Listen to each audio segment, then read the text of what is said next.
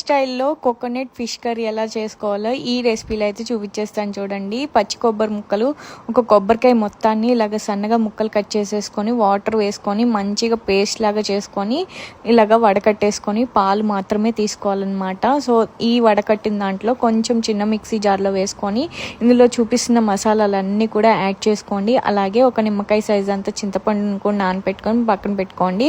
అది కోర్స్గా గ్రైండ్ చేసుకున్నాక టమాటాను కూడా వేసుకొని ఇలాగైతే మిక్సీకి వేసుకోండి. మంచి ఫైన్ పేస్ట్ లాగా వేసుకున్నాక ఒక కళాయిలో, అంటే మనం కూర ఉడకపెట్టుకుంటే చేపల దాకలు మిక్సీకి వేసుకున్న పేస్ట్, ఇంకా పచ్చిమిర్చి, కరివేపాకుతో పాటు చింతపండు రసము, రుచికి సరిపడంత సాల్ట్, అలాగే ఒక హాఫ్ కప్ వరకు చిక్కటి కొబ్బరి పాలను కూడా వేసుకొని స్టవ్ మీద పెట్టుకొని మీడియం ఫ్లేమ్లో ఒక 15 నిమిషాల పాటు ఇలాగ ఒక ఉడికొచ్చేంత వరకు ఉడికించుకోవాలన్నమాట. ఇప్పుడు చేపలకి ఉప్పు, కారం, పసుపు పట్టించి ఒక పావు గంట పాటు పక్కన పెట్టుకున్న చేప ముక్కలు వేసుకొని మరొక 10 నిమిషాల పాటు మీడియం ఫ్లేమ్లో చేప ముక్కలు ఉడికించుకున్న తర్వాత ఒక కప్పు వరకు కొబ్బరి పాలను కూడా వేసుకొని ఇవి కొంచెం దగ్గర పడే అంతవరకు కూడా సన్నని మంట మీద, అంటే లో ఫ్లేమ్లో పెట్టుకొని ఒక 15 నిమిషాలు ఉడికించుకొని కొత్తిమీర వేసేసి స్టవ్ ఆఫ్ చేసి పక్కన పెట్టుకొని ఇప్పుడు పోపు కోసం ఉల్లిపాయ, తాలింపు గింజలు అన్నీ వేసుకొని ఉల్లిపాయలు బాగా బ్రౌన్ కలర్లోకి వచ్చిన తర్వాత ఇలాగ పోపు పెట్టేసుకుంటే Kerala style coconut fish curry అయితే రెడీ అయిపోతుంది అనమాట.